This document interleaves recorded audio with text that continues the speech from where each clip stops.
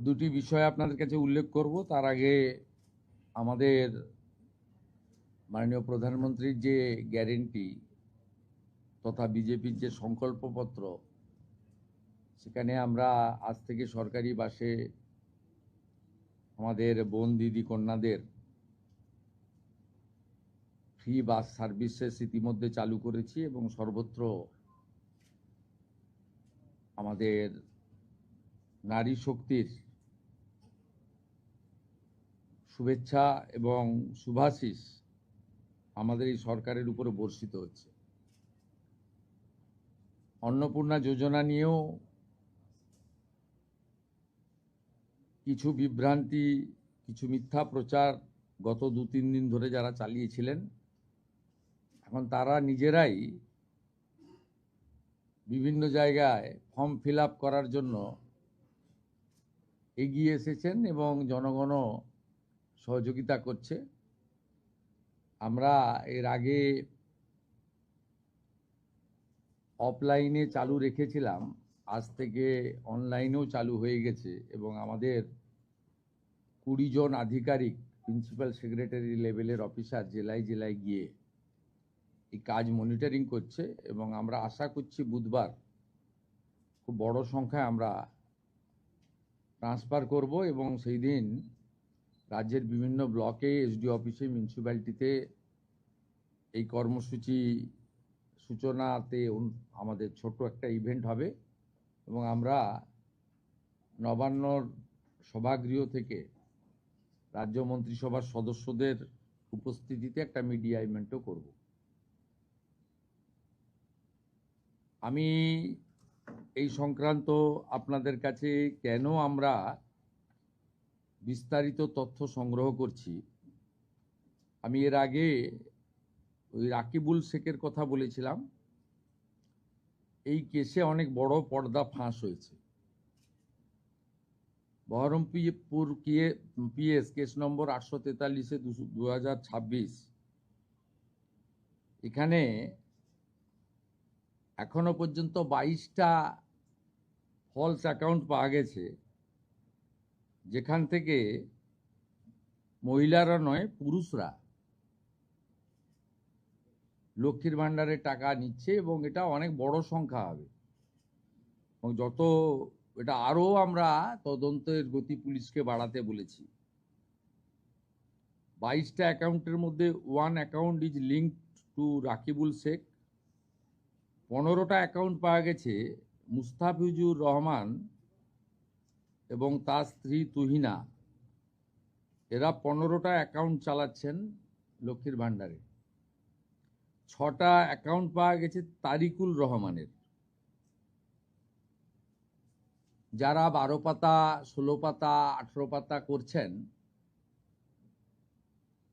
এই রিজেক্টেড, জনগণের দ্বারা রিজেক্টেড নেতা এবং তাদের দলের লোকেদের বলবো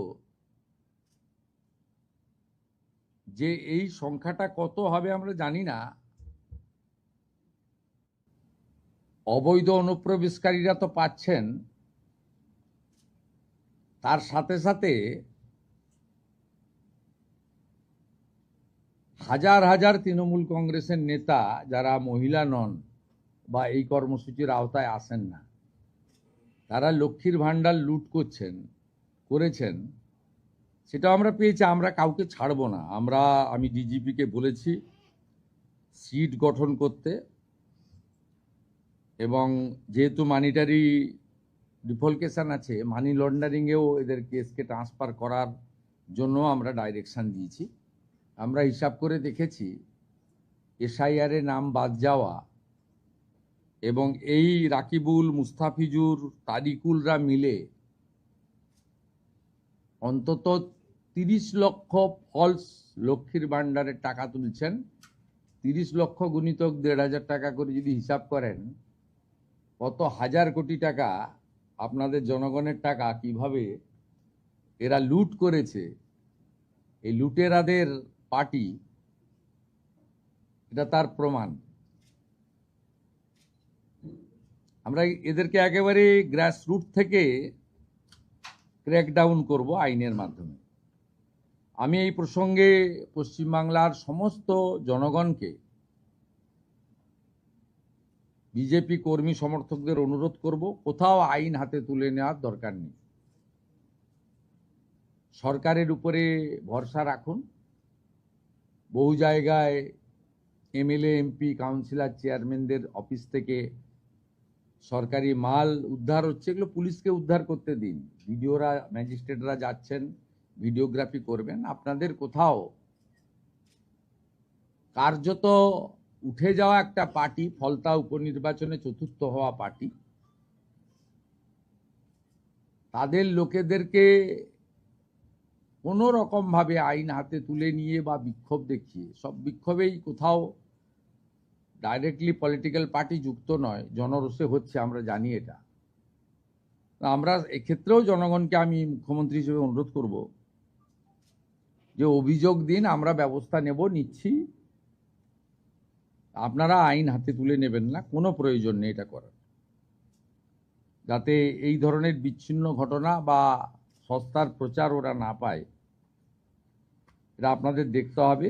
এখানে আইনের শাসন প্রতিষ্ঠা হয়েছে, ভারতীয় ন্যায় সংহিতাতে পুরো বলা আছে কি করা যাবে, আমরা সেটা করব। এবং সবাই তো বদলে গেছেন, আপনারা দেখছেন, প্রশাসন, পুলিশ, এত সক্রিয়তা, আপনাদের মিডিয়াও অনেকটা বদলে গেছে।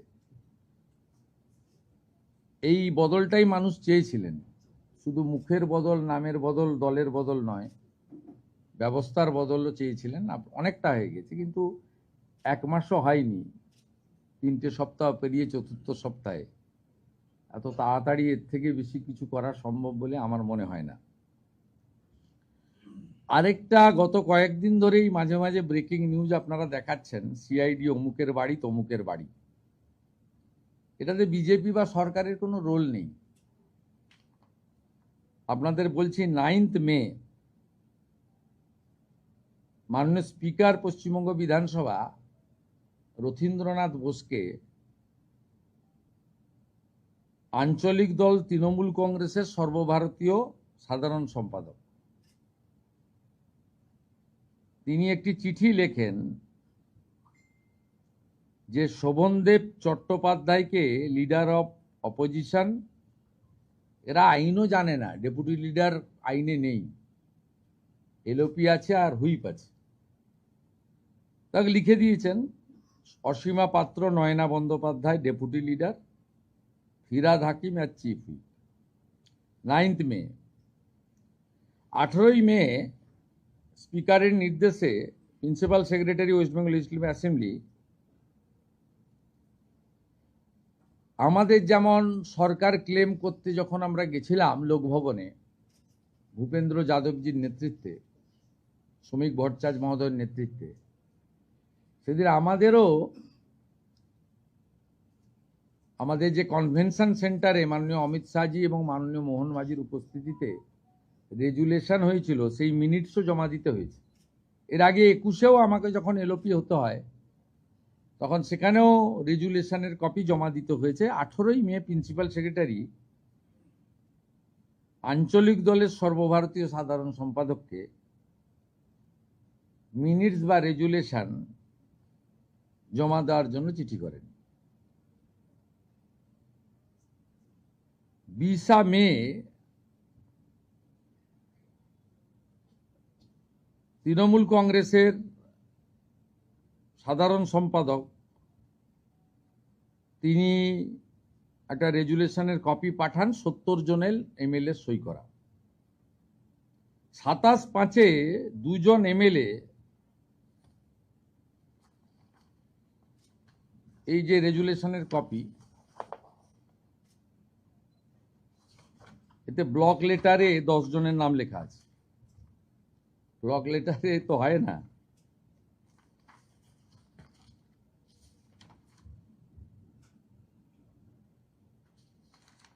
এখানে 2জন এমএলএ, মাননীয় ঋতব্রত বন্দ্যোপাধ্যায় এবং সন্দীপন সাহা, তারা অভিযোগ করেন, বলে দিচ্ছি অভিযোগটা কি। Two MLAs of AITC submitted a complaint to the Honorable Speaker alleging that no resolution was adopted with regard of selection of LOP on 6/5/2026. They had signed in the meeting resolution book on 19/5/2026. The complaint alleged that the resolution dated 6/5/2026 was manufactured and fabricated. The complaint mentioned that as many as 14 signatures were in block letters.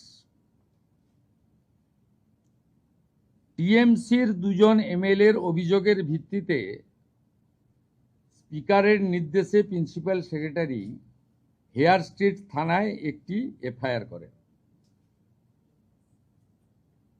এবং home সেক্রেটারির নির্দেশে আমার অনুমোদনে police মন্ত্রী হিসেবে এটাকে সিআইডিতে দিয়ে দেয়। CID 13 জন এমএলএকে investigate করে with video photography and signature verification করার জন্য সরকারি লোককে সাথে নিয়ে বাহারুল ইসলাম এমএলএ ক্যানিং, চন্দ্রনাথ সিনহা এমএলএ বোলপুর, অরূপ রায় এমএলএ হাওড়া মধ্য, Tapas Maiti MLA Domjur, Nayana Banerjee MLA Chowringhee, Tapas Mondal MLA Raidighi, Subhashis Das MLA Maheshtala, Torab Hossain মণ্ডল এমএলএ কুমারগঞ্জ, দীনেন রয় এমএলএ খড়গপুর গ্রামীণ, Kunal Ghosh MLA Beleghata, Abdul Aziz MLA Lalgola, তসিফুর Rahman MLA Basirhat উত্তর, আব্দুল মতিন এমএলএ হাড়োয়া। এদের মধ্যে একজন এমএলএ এলাকায় না থাকার জন্য তার সঙ্গে মিট করতে পারেনি সমর মুখার্জি রতুয়া। তিনি নেই, পরে তাকে সিআইডি কথাবার্তা বলবে ওনার টাইম মতো, উনি ফিল্ডে বা কোথাও কাজে গেছেন। এদের মধ্যে 3 জন এমএলএ বাহারুল ইসলাম, অরূপ রায় এবং সুভাষিস দাস, তারা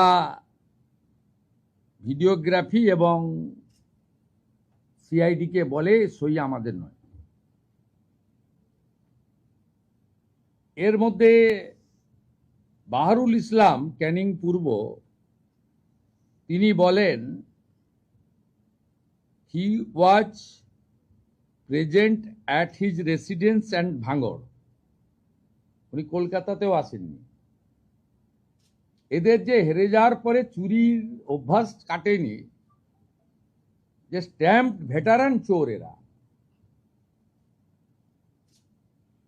এত প্রতিষ্ঠিত চোর, এটা তো দেখা যায় নিজের দলের এমএলএদের সই জাল করেন এবং 3 জন এমএলএ সেটা কনফেস করে সিআইডির সামনে, হ্যান্ডরাইটিং এক্সপার্ট এবং ভিডিওগ্রাফির সামনে। তারা কেন ফাঁসবেন? মালের দায়িত্ব আরোহীর, কেন ফাঁসবেন তারা বেচারীরা বলুন?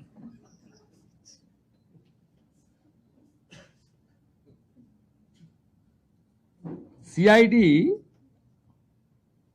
একটা নোটিশ করে ওই আঞ্চলিক দলের সাধারণ সম্পাদককে, যে আপনি রেজুলেশনের বুক নিয়ে আজকে হাজির হবেন। বাকিটা সিআইডি পুলিশ বলতে পারবে, সম্ভবত আমাকে ডিজিপি বলছিলেন উনি টাইম চেয়েছেন, সেটা তাদের প্রসিডিওর অনুযায়ী করবেন। আমি ইনভেস্টিগেশন পার্টে ঢুকবো না, ইটস নট মাই ডিউটি। তো যেহেতু ব্রেকিং নিউজ আসছে, অভিযোগ করছে, আমি দেখছিলাম মাননীয় নয়না বন্দ্যোপাধ্যায় বলছেন, আমি অবাক হয়ে গেছি, আমি সই করিনি কিন্তু আমার বাড়িতে। কুণাল বাবু বলছেন, তারপরে চন্দ্রনাথ সিনহা উপদেশ দিচ্ছেন যে আমি সিআইডি এসেছিল তাদের উপদেশ দিয়েছি যে এইভাবে করা উচিত, আমাদের তো ডেকেই বলতে পারতেন। ডেকে বলবে কেন ভাই? মিনিটস রেজুলেশন তো আমাদেরকেও দিতে হয়েছে লোকভবনে, আমাকে যে দলনেতা করেছে বিজেপি। 21-এ আমি যে এলওপি হয়েছি তার রেজুলেশন দিতে হয়েছে মিটিংয়ে। যে তুমি তোমার লোকেদের সইগুলোকে ফরজারি করবে, এটা তো পাবলিক ডোমেনে এখন। এরা এত বড় করাপ্টেড। এবং আমি সিআইডিকে বলেছি, ভারতীয় ন্যায় সংহিতাতে ফৌজদারিতে যা যা আছে অ্যাকশন আমরা নেব। কারো অসুবিধা থাকলে, কেউ অসুস্থ থাকলে তাকে টাইম দেবেন কিনা আইও বা তার অর্গানাইজেশন ঠিক করবে, ওখানে আমি ইন্টারফেয়ার করব না, ইটস নট মাই ডিউটি। কিন্তু এর সঙ্গে সংবাদ মাধ্যমের প্রচার, তাতেই মনে হতে পারে প্রতিহিংসা নিচ্ছেন, কিন্তু প্রতিহিংসা আমরা নিতে চাই না, কারণ উঠে গেছে পার্টিটা, তো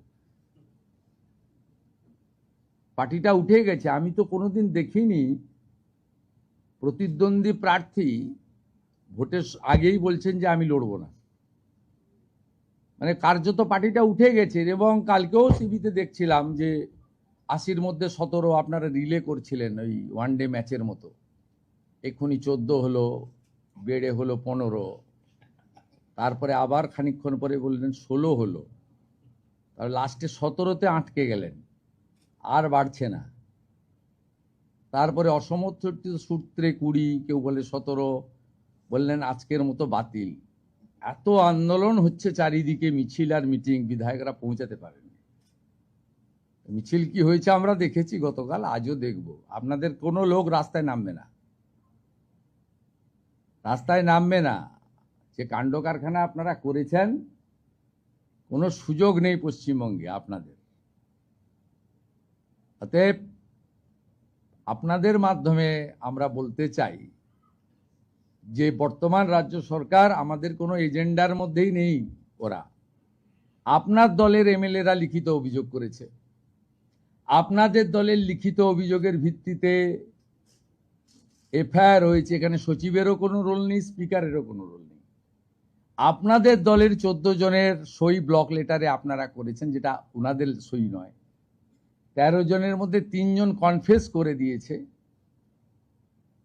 বাকিরাও এদিক ওদিক করে বলেছে, যা বলেছে আইও জানে, প্রয়োজন হলে কোর্টে কেস ডায়েরি জমা দেবে। কিন্তু আমি পরিষ্কারভাবে বলতে চাই,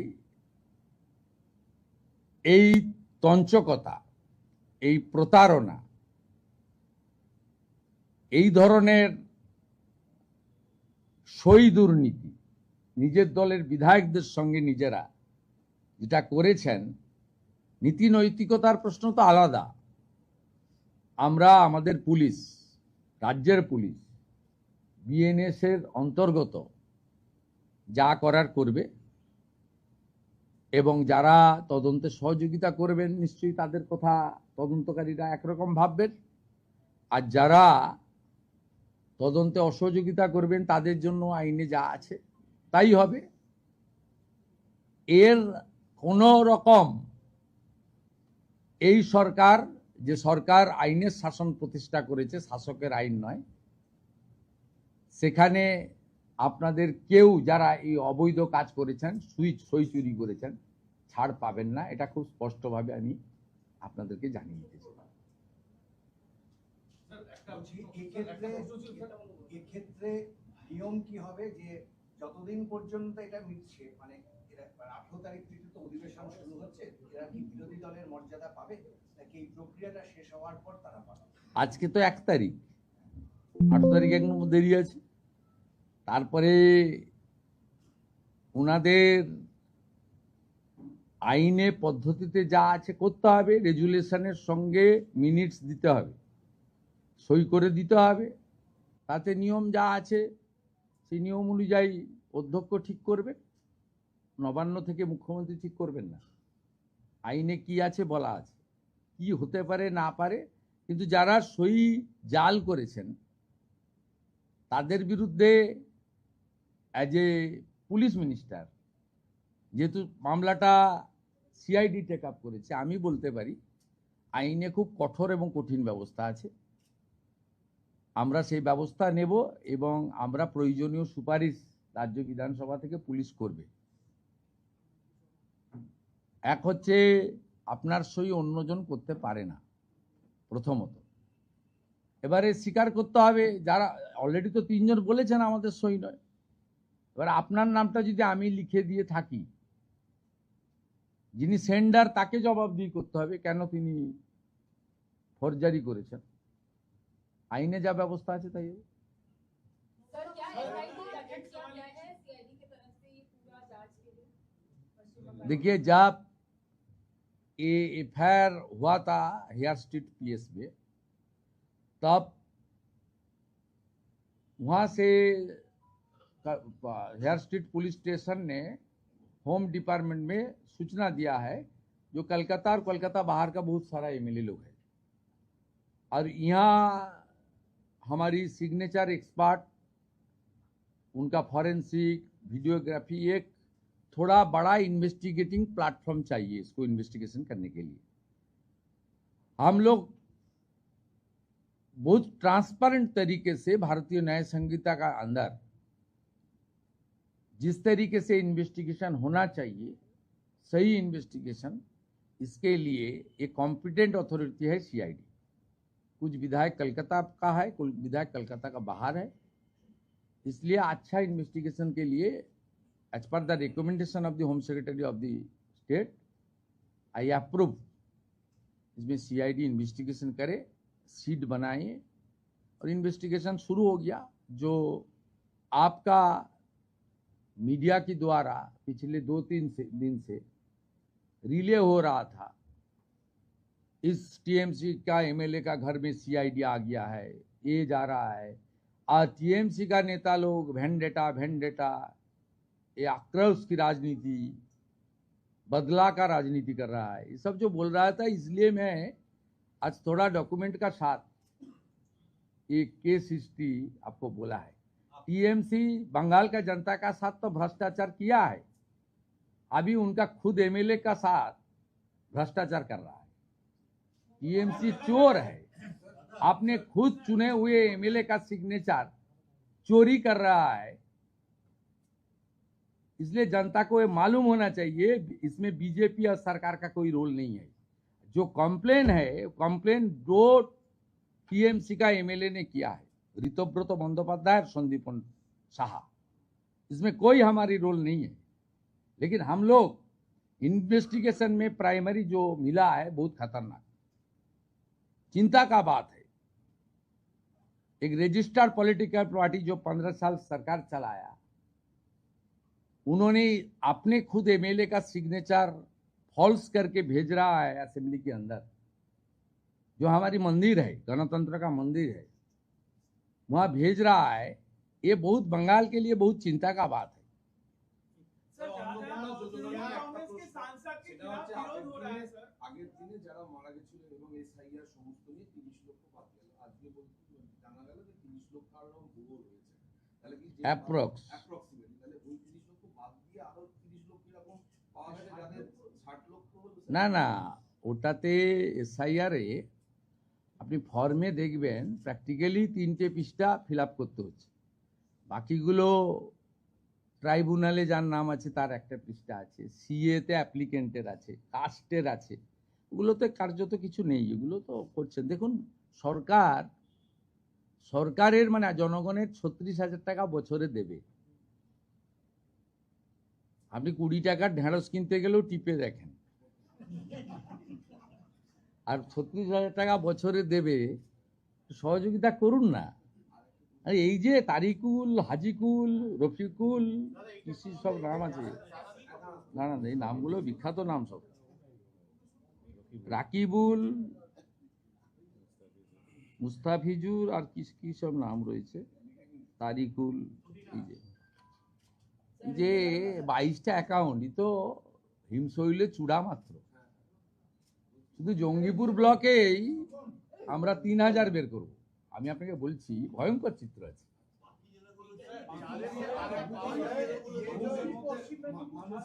একটু আগে পশ্চিম মেদিনীপুরে একটা অ্যারেস্ট হয়েছে, দেখবেন আপনি, ফলস বার্ধক্য ভাতা, বিধবা ভাতা নিচ্ছিলেন।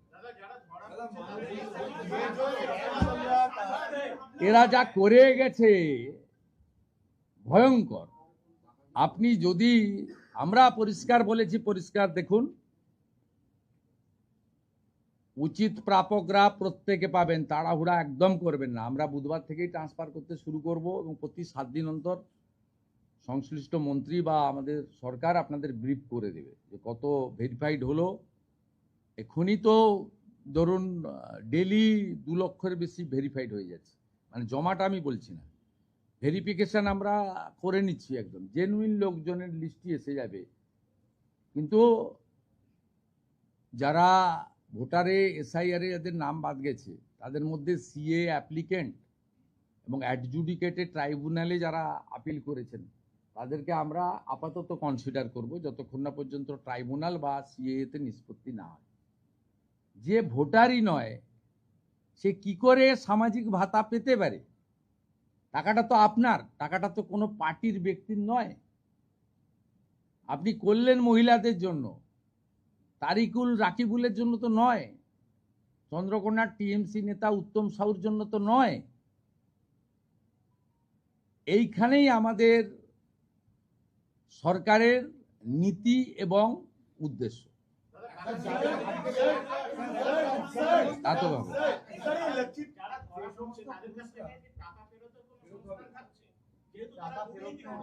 না, it is too early to say, এখনই বলা সম্ভব নয়। আমরা ভলিউম অফ মানি দেখব, যে মানি লন্ডারিং এর অ্যাক্ট রয়েছে, দেখা যাক। শাস্তি কারা পাবে? যারা নিচ্ছে তারা পাবে, বা নিয়েছে তারা পাবে, না যারা এর জন্য দায়ী মানে আধিকারিকদের দোষ দেবেন কেন? কিছু আধিকারিক ইনভলভ, ঠিক আছে, কলকাতা কর্পোরেশন থেকে হয়েছে এগুলো, জঙ্গিপুরেটাও এখানে হয়েছে।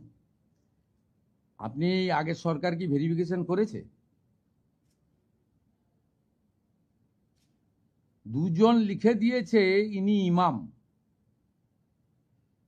উনার কোনো ধর্মীয় প্রতিষ্ঠান নেই, কোনো মসজিদে উনি অ্যাটাচ নন, তাকেও ইমাম ভাতা দেওয়া হয়েছে।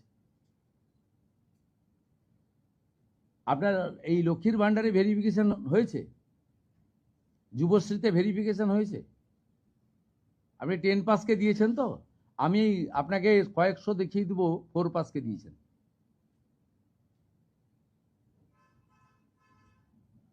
আজকে পশ্চিম মেদিনীপুরে অ্যারেস্ট হয়েছে একটা পুরুষ, সে বিধবা ভাতা পাচ্ছে।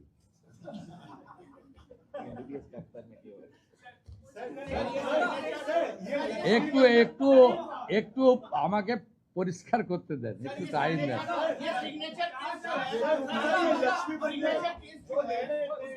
जो एमएलएस का स्पेसिफिक एलिगेशंस है उनमें से कोई ऐसे टीएमसी नेता या कोई फॉर्मर सीएम किसी का बात आया है कि इन्होंने किया है? वो मेरा पता नहीं है, investigating agency will speak, IO will speak.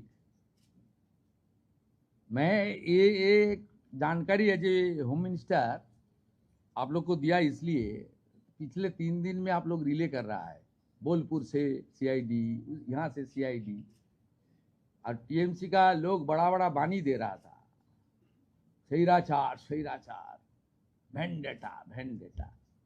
ये अपने जाल में आपने खुद फंस गया ना, आपने फंस गया। आपने एमएलए लोग कंप्लेन किया, कंप्लेन बीजेपी नहीं किया, स्पीकर साहब नहीं किया, असेंबली का सचिव नहीं किया।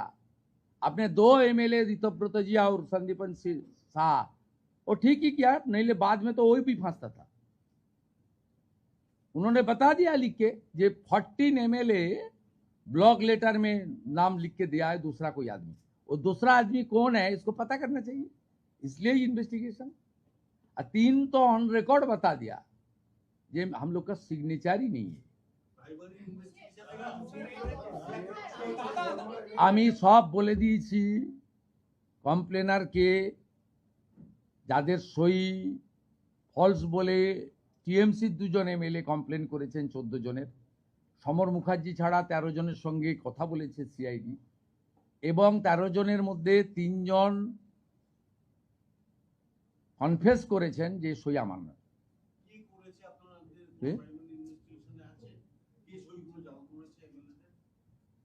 আপনি খোঁজ নিন,